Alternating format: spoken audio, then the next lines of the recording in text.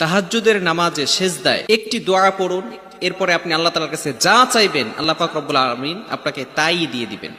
তাহাজ্জুদের নামাজের সময় সেজদায় যখন আপনি যাবেন সুবহান রব্বিয়াল আলা, সুবহান রব্বিয়াল আলা, সুবহান রব্বিয়াল আলা, এটা পড়ার পরে ছোট্ট একটি দোয়া পড়ুন, একেবারে সহজ একটি দোয়া। এই দোয়াটা যদি আপনি পড়েন, এরপরে আপনি আল্লাহ তাআলার কাছে যা চাইবেন আল্লাহ পাক রব্বুল আলামিন তাই আপনাকে দান করবেন। আপনি যদি নফল নামাজে, এই যে দোয়াটা এটা ফরজ নামাজে বলা যাবে না, নফল নামাজে বিশেষ করে তাহাজ্জুদের সময় যদি আপনি সেজদায় সুবহান রব্বিয়াল আলা, সুবহান রব্বিয়াল আলা, সুবহান রব্বিয়াল আলা, এরপরে আপনি ছোট্ট একটি দোয়া পড়েন, এই দোয়াটি আল্লাহ পাক রব্বুল আলামিন নিজে শিক্ষা দিয়েছেন পবিত্র কোরআনের একটি আয়াত।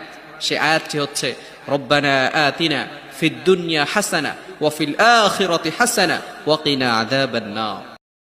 দুপুর 12টায় আল্লাহ তাআলারই একটি খাস নাম 7 বার আপনি পড়বেন, পড়ে আল্লাহ তাআলার কাছে দোয়া করবেন। আপনার যত প্রয়োজন আছে, যত মনের আশা আকাঙ্ক্ষা আছে, আল্লাহ সকল কিছু কবুল করে নেবেন। যখন দুপুর 12টা বেজে যায় দোয়া কবুলের সময়, তখন আপনি সকল কাজগুলো তখন বন্ধ করে একটু যায় নামাজ বিছিয়ে পবিত্র হয়ে ঘরের একটা কোনায় কিংবা আশপাশে যদি মসজিদ থাকে মসজিদে চলে যান, ক্যাবলামুখী হয়ে বসে পড়েন। ক্যাবলামুখী হয়ে বসে সুন্দরভাবে প্রথমে 10 বার দুরূদ শরীফ পড়েন, 3 বার সূরা ইখলাস পড়েন, 2 বার সূরাতুল ফালাক, 1 বার সূরা নাস পড়েন। এরপরে আপনি আল্লাহ তাআলার এই খাস নামটা ধরে পড়েন, আর রহমান আর রহমান আর রহমান 7 বার পরে এরপরে আবার দুরূদ পড়ে দোয়া করেন।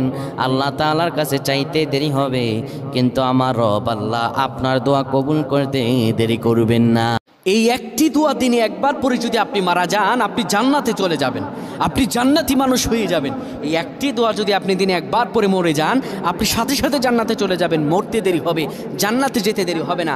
প্রিয় ভাইরা আমার, অনেক সুস্থ মানুষ বাড়ি থেকে যায় রাস্তায় অ্যাক্সিডেন্ট হয়ে মারা যায়, এই দোয়াটা আপনারা শেয়ার করে দিবেন, আমল না করেও সওয়াব পাবেন। এই যুবক, তোমার একটি শেয়ারে বাল্লিগু আন্নি ওয়ালাউ আয়া, রাসূল বলেন তুমি একটা হাদিস জানবা অপরকে জানিয়ে দিবা। বাড়ি থেকে এগুলো মা বোনদের কাছে আপনারা শেয়ার করে দিবেন, আল্লাহ তাআলা ফজিলত দান করবেন, মনের সব আশাগুলো পূরণ করে দিবেন।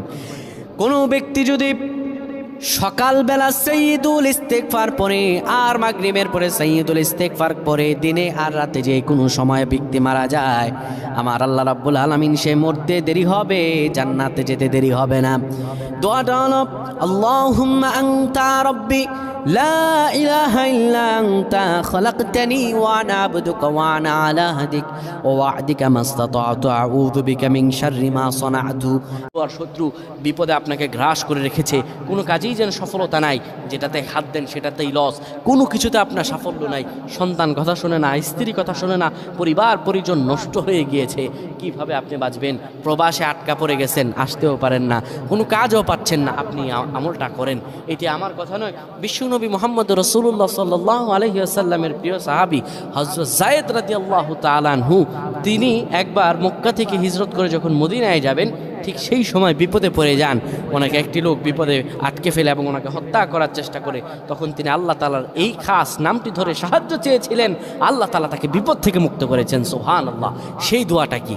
তিনি যখন বিপদে পড়ে যান, তিনি বলেন আগিসনি ইয়া রহমান, আগিসনি ইয়া রহমান। অপর এক বর্ণনা এসেছে আগিসনি ইয়া গিয়াসার রহমান। যখনই বিপদে পড়ে শুধুমাত্র এই দোয়াটি একবার পড়েন, আল্লাহ তাআলা আপনার 90 বছরের গুনাহ মাফ করে দেবেন ইনশাআল্লাহ। আপনার 90 বছরের গুনাহ মাফ হয়ে যাবে যদি মাত্র এই দোয়াটি যদি একবার পড়তে পারেন। আপনার ভাগ্য খুলে যাবে, রিজিকে বরকত আসবে, মনের নেক আশা পূরণ হবে, আল্লাহ আপনার সব দোয়া কবুল করে দিবেন। সুবহানাল্লাহি ওয়া বিহামদি।